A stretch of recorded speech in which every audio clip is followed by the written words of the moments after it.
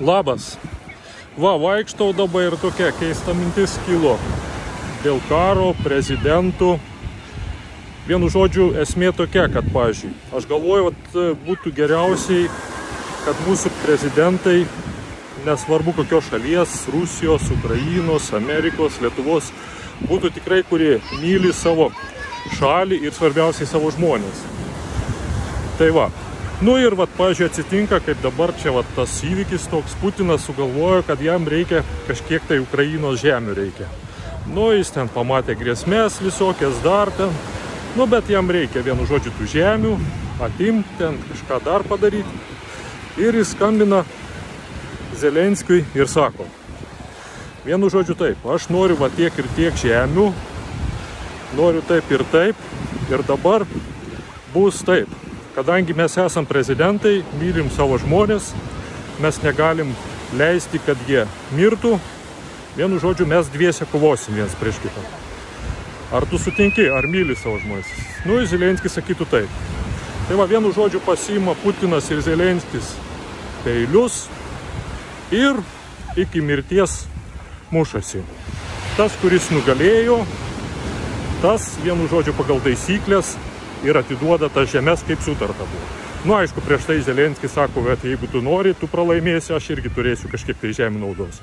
Nu, ir imkim taip, kad dabar Zelenskis pralaimėjo, vienu žodžiu negyvas, palaidoja jį.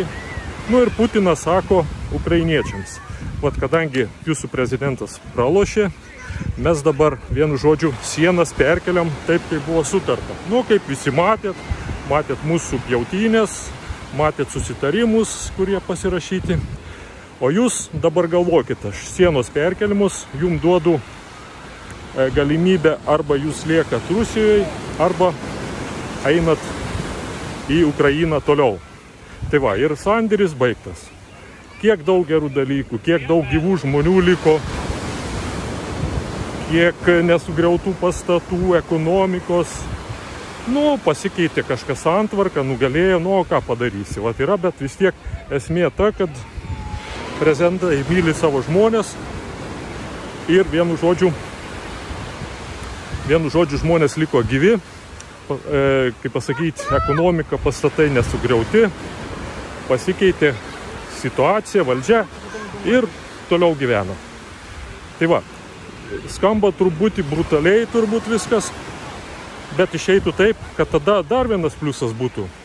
Prezidentas turėtų būti ne tik protingas, bet ir fiziškai stiprus sveikas. Nu, tad šiuo atveju, kaip suprantat, Bidenas visai netiktų. Nes jis nei sveikas, nei protingas buvo.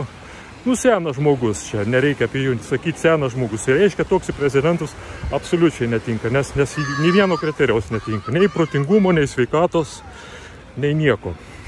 Va, ir noriu, kad taip pat, jeigu kartais netyčia, šitą žinutę dar netyčia užmatys mūsų gerbiamas Nausėda, kad jam irgi tas pats galioja, tas pats turėtų galioti toks įstatymas. Jis aukštas, gražus, stiprus, tai tikrai, man atrodo, susidorotų su bet kuo. Nu, o jeigu kam nepatinka su peiliais, sako, čia dabar brutalu labai, galima šachmatais, kas laimė šachmatus, tas atiduos. Tai kažkas sakys, tai reiškia, prezidentas turi būti geras šachmatistas. Nu taip, gal truputį skamba irgi juokingai, bet man atrodo vis tiek geriau prezidentas, geras šachmatistas, negu milijonai žmonių žūčių, sugriautos ekonomikos, pastatai, gyvenimai. Tai tiek, aš vienu žodžiu už prezidentus, kurie myli savo žemę, savo žmonės ir iš tikrųjų myli. Ir man atrodo, jeigu tai būtų, kažkaip man atrodo, kad tų karų tikrai iš viso nebūtų.